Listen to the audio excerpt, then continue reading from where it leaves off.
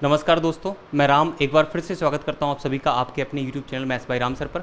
और फ्रेंड्स, एक बहुत बड़ी क्वेरी थी जो बच्चों के द्वारा पूछी जा रही थी, वो ये कि सर हमारा अभी टाइपिंग टेस्ट हुआ है एसएससी सीएचएसएल का, तो उसके लिए डॉक्यूमेंट वेरिफिकेशन में हमको डाउट आ रहा है क्या क्या डॉक्यूमेंट्स ले जाने पड़ेंगे, क्या क्या रिक्वायरमेंट होती है, तो उसके बारे में आप हमें डिटेल से बताइए। तो उसी के रिगार्डिंग मैंने वीडियो आपके लिए बनाया है। ये सभी उन बच्चों के लिए काम का है जो बच्चे एसएससी सीजीएल की तैयारी कर रहे हैं, एसएससी सीपीओ की तैयारी कर रहे हैं, एसएससी सीएचएसएल की तैयारी कर रहे हैं और एसएससी एमटीएस की तैयारी कर रहे हैं, या एसएससी की जो भी एग्जामिनेशन एसएससी के द्वारा कंडक्ट कराए जाते हैं, उन सभी एग्जाम के पर्पज से वीडियो महत्वपूर्ण है।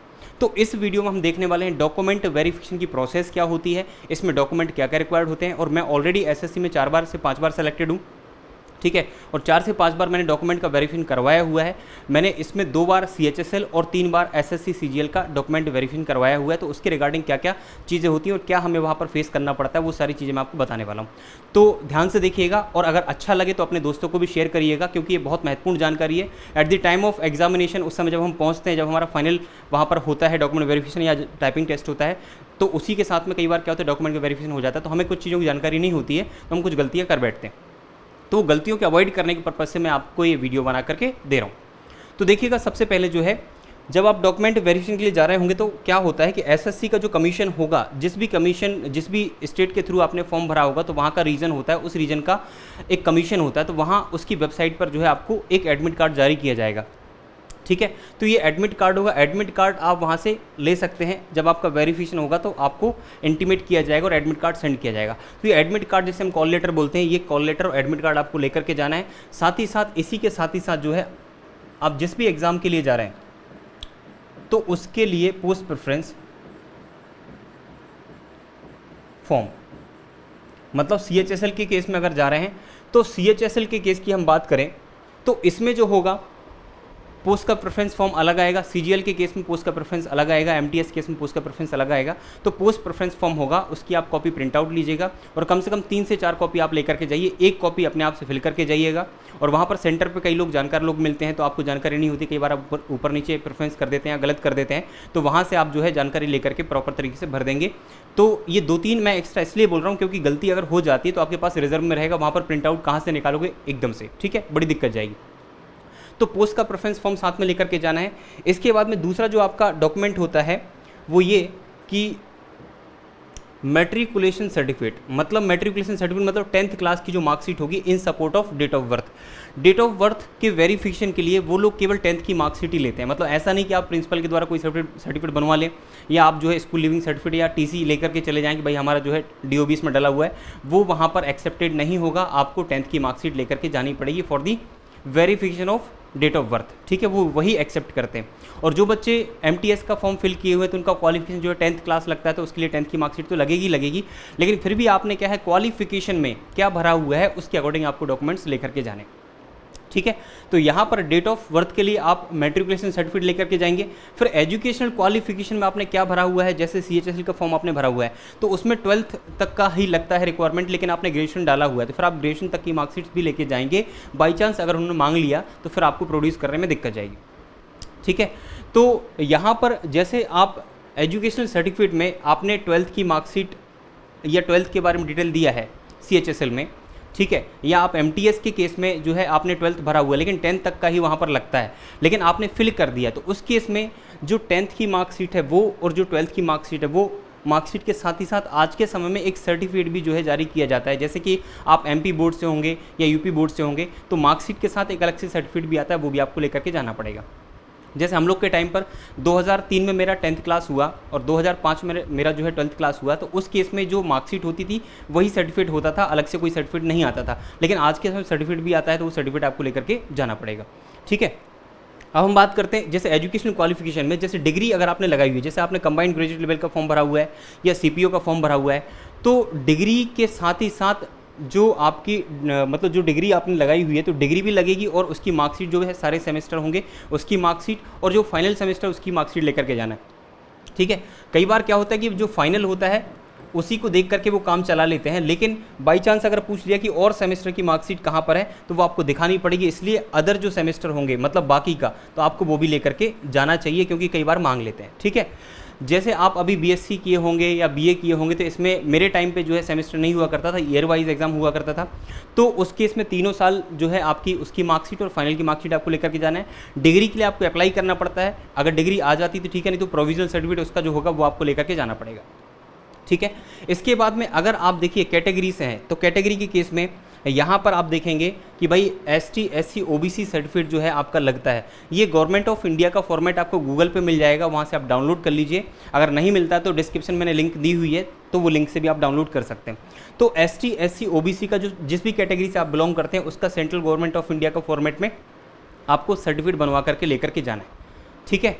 तो यहाँ से आप ये ध्यान रखिएगा। दूसरी बात, अगर आप डिसेबल हैं तो डिसेबिलिटी के केस में, जैसे मान के चलिए यहाँ पर आप विजुअली हैंडीकेप्ड हैं, है ना, विजुअली हैंडीकेप्ड हैं, या आप हियरिंग के केस में हैंडीकेप्ड हैं, तो हम कह सकते हैं, या आप बोलने में आपको तकलीफ होती है, या बोलने में आपको हम कह सकते हैं ओरली हैंडीकेप्ड हैं, तो OH, VH, HS सर्टिफिकेट बनता है। ये भी गवर्नमेंट ऑफ इंडिया का प्रेस्क्राइब्ड फॉर्मेट होता है, तो उसमें आप बनवा करके लेकर के जाएंगे। इसके बाद क्या होता है, हम बात करते हैं NOC, नो ऑब्जेक्शन सर्टिफिकेट। ये NOC देखिए क्या होता है, NOC की हम बात थोड़ी देर से करेंगे। पहले मैं आपको बता देता हूँ कि डॉक्यूमेंट जो है, जो नॉर्मल कैंडिडेट्स हैं, जो मतलब नॉर्मल है, जिनको कोई डिसीज़ नहीं है या कोई ऐसा हैंडीकेप नहीं है वो, और बस कैटेगरी अगर है तो ठीक है, नहीं है तो कोई दिक्कत नहीं। तो यहाँ पर एडमिट कार्ड सभी के लिए लगेगा, पोस्ट प्रेफरेंस फॉर्म सभी के लिए लगेगा, मेट्रिकुलेशन जो है सभी के लिए लगेगा, ठीक है, जिससे डेट ऑफ बर्थ वो लोग वेरीफाई करते हैं। इसके बाद एजुकेशनल क्वालिफिकेशन है वो सभी के लिए लगेगा, है ना। जनरल के केस में आपको यहाँ पर कोई भी इस प्रकार का सर्टिफिकेट नहीं देना है। अगर आप EWS से बिलोंग करते हैं तो हो सकता है EWS का सर्टिफिकेट आपको लेकर के जाना पड़ेगा, अगर आपने वहाँ पर वो मेंशन किया हुआ है। तो इतने डॉक्यूमेंट जो है सभी के लिए लगेंगे, नॉर्मल कैंडिडेट्स के लिए, ठीक है। इसके बाद में हम बात करते हैं कुछ, जैसे अब ID की हम बात करेंगे, तो आपकी जो ID होगी, जैसे वोटर ID होगी, है ना, ड्राइविंग लाइसेंस होगा, या पैन कार्ड होगा, या आधार कार्ड होगा, इनमें से एक कोई ID आपको लेकर के जानी पड़ेगी। तो ये डॉक्यूमेंट्स जो होंगे ये नॉर्मल सभी के लिए होंगे। इसके बाद में जैसे हम बात करते हैं NOC की, तो NOC जो है वो उन सभी के लिए होगी, नो ऑब्जेक्शन सर्टिफिकेट, जो सेंट्रल गवर्नमेंट ऑफ इंडिया के एम्प्लॉयज़ हैं, या हम बात करते हैं गवर्नमेंट ऑफ इंडिया के अंडर में वो लोग काम किए हुए हैं, तो उनको NOC का सर्टिफिकेट लगेगा। मतलब हम कहते हैं जैसे सेंट्रल एक साथ में सर्टिफिकेट होता है, सेंट्रल गवर्नमेंट एम्प्लॉय सर्टिफिकेट, तो वो आपका और NOC आपको लगेगा। अगर आप एज रिलैक्सेशन क्लेम कर रहे हैं तो आपको NOC प्रोड्यूस करनी पड़ेगी। अगर आप NOC नहीं लेकर के जाते तो आपको एज का रिलैक्सेशन नहीं मिलेगा। मतलब हम कह सकते हैं अगर आप एज रिलैक्सेशन क्लेम नहीं कर रहे हैं तो आपको जो है NOC प्रोड्यूस करने की आवश्यकता नहीं है, बस सेंट्रल गवर्नमेंट एम्प्लॉय सर्टिफिकेट लगेगा, तो वो आप लेकर के जाइए। अगर आप ऑलरेडी जो है गवर्नमेंट सर्वेंट रहे या एक्स सर्विसमैन रहे हैं, है ना, एक्स सर्विसमैन रहे हैं, तो उस केस में आपका डिस्चार्ज सर्टिफिकेट बनेगा, है ना। तो ड्यूटी से आप जो है डिस्चार्ज हुए तो उसका जो है सर्टिफिकेट आप लेकर के जाइएगा, तो वो आपको लगेगा। इसके बाद में मैंने आपको ऑलरेडी बता दिया है कि एडमिट कार्ड जब आप डाउनलोड करोगे तो उसके साथ में आपको पोस्ट प्रेफरेंस फॉर्म मिलेगा, तो वो आपको डाउनलोड करना है। ये लिखा हुआ है यहाँ पर a duly filled post preference option form, तो ये मैंने आपको ऑलरेडी बता दिया है। इसके बाद में ID प्रूफ ओरिजिनल सभी को लेकर के जाना है ना, चाहे नॉर्मल कैंडिडेट हो, चाहे एक्स सर्विसमैन हो, चाहे सर्विस के अंडर में काम कर रहे हो, चाहे आपके हैंडीकेप्ड हो, सबको आपको ID कार्ड लेकर के जाना है। अब इसमें पासपोर्ट साइज़ फ़ोटो आपका लगता है, पासपोर्ट साइज़ फ़ोटोग्राफ्स वैसे तो एक ही लगेगा, लेकिन आप 3 से 4 लेकर के जाइएगा। बाई चांस अगर किसी केस में कोई दिक्कत हुई तो आपको ज़रूरत ना पड़ जाए, तो इसलिए अपने 3 से 4 फोटोग्राफ्स लेकर के जाइए।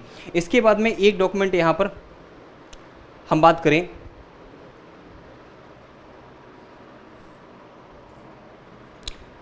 एक डॉक्यूमेंट का सेट वहाँ पर जो है वो लोग मांगते हैं जमा करने के लिए। तो ये सारे डॉक्यूमेंट जितने मैंने बताए हैं उन सब के डॉक्यूमेंट के सेट बनाइएगा आप, 2 से 3 सेट बनाइएगा, 2 से 3 सेट आप बना करके लेके जाइएगा, ठीक है। और ये डॉक्यूमेंट के सेट जो होंगे इनकी फोटोकॉपीज जो है, जितने भी डॉक्यूमेंट मेंशन किए इनके 2 से 3 सेट बनाइएगा। एक सेट वहाँ पर जमा हो जाता है, एक सेट जो है आप अपने पास रखिएगा, आगे किसी को जानकारी देनी होगी तो उसके काम में आ जाएगा। लेकिन 2 से 3 सेट आप लेकर के जाइए, मेरा पर्सनल सजेशन है। तो इस केस में क्या होगा, जितने भी डॉक्यूमेंट्स हैं उनका सेट आपको लेकर के जाना है। और ये सेट जो किसी से अटेस्टेड कराने की आवश्यकता नहीं होती, ये आपको खुद से सेल्फ अटेस्टेड करके वहाँ पर जमा करना पड़ेगा, ठीक है। वो आपसे खुद से साइन करवाएंगे। तो ये डॉक्यूमेंट्स जो है रिक्वायर्ड होते हैं वहाँ पर।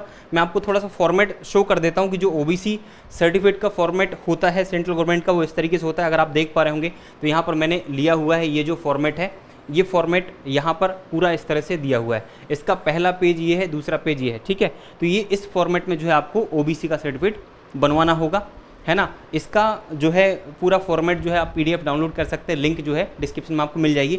इसके साथ ही साथ हम बात करें तो prescribed format for ST SC candidates, उनके लिए जो आपका सर्टिफिकेट बनेगा, कास्ट सर्टिफिकेट बनेगा सेंट्रल का, वो इस तरीके का होगा, तो आपको ये वहाँ से डाउनलोड कर लेना है। अब मैं आपसे बात करता हूँ कि जैसे वहाँ पर आप सेंटर पे जाएंगे, जो भी आपका कमीशन रहेगा वहाँ पर आपको जाना पड़ेगा, तो जो भी आपका डेट रहेगा उस डेट में जो है आप कम से कम आधा घंटे पहले ऑफिस पहुँचिएगा। आधा घंटे पहले ऑफिस पहुँचने के बाद जो है आपको बैठा दिया जाएगा, बैठाने के साथ ही साथ जो है आपको एक फॉर्म दे दिया जाएगा, ठीक है। उस फॉर्म को आपको फिल करना है, बड़े ध्यान से देख लेना कहाँ पर हिंदी में भरना है, कहाँ पर इंग्लिश में भरना है, और उसके बाद कुछ लाइंस वो लिखवाते हैं, है ना, कुछ लाइंस वो लिखवाते हैं, एक ही लाइन को 5 बार 6 बार आपको लिखना पड़ेगा और उसके सामने आपको साइन करना पड़ेगा। तो वो भी ध्यान से देखना कहाँ पर आपको फोटो लगाना है, जल्दबाजी कुछ नहीं करनी, टाइम पर्याप्त मिलता है आपको, ठीक है। तो समय से पहुँचिएगा, चीज़ें पूरी साथ में लेकर के जाइएगा, अच्छे तरीके से चीज़ें तैयार कर लीजिएगा और घबराने की आवश्यकता नहीं। देखिए पहली बार डॉक्यूमेंट का वेरिफिकेशन होता है, या पहली बार हमारा टाइपिंग टेस्ट होता है, या पहली बार कोई भी चीज़ होती है, हमको जानकारी नहीं होती, हमको थोड़ी सी हड़बड़ी लगती है, घबराहट लगती है, तो घबराने की कोई आवश्यकता नहीं। बाकी जब आपका एडमिट कार्ड आएगा तो एडमिट कार्ड के आगे एक और पेज रहेगा, उस पेज में सारी जानकारी जो है मेंशन रहेगी, क्या क्या चीज़ें आपको रिक्वायर्ड है। हालांकि मैंने यहाँ पे सारा कवर कर दिया, कोई अलग से बताने की आवश्यकता नहीं है, तो ये चीज़ें आप कवर कर लीजिएगा। और बाकी और कोई भी आपको दिक्कत आती तो आप कमेंट करके मेरे से पूछ सकते हैं, ठीक है। मैं ऑल टाइम आपके लिए अवेलेबल हूँ।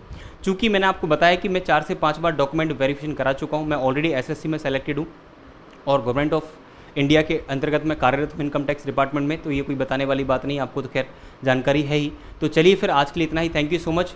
और सबसे पहली बात, अगर आपको ये चीज़ पसंद आती है, अच्छा लगता है, काम का लगता है, तो अपने दोस्तों को आप ज़रूर शेयर करिएगा, लाइक करिएगा और चैनल को सब्सक्राइब करिएगा। अगर आप मैथ्स पढ़ना चाहते हैं तो मैं फ्री कंटेंट मैथ्स का प्रोवाइड करता हूँ, इसी चैनल पर बहुत सारे वीडियोज़ मैंने बनाए हुए हैं और आगे भी मैं सेशंस आपको प्रोवाइड करता रहूँगा, तो आप जुड़िए, अपने दोस्तों को बताइए। Thank you so much, bye bye, take care, all the best.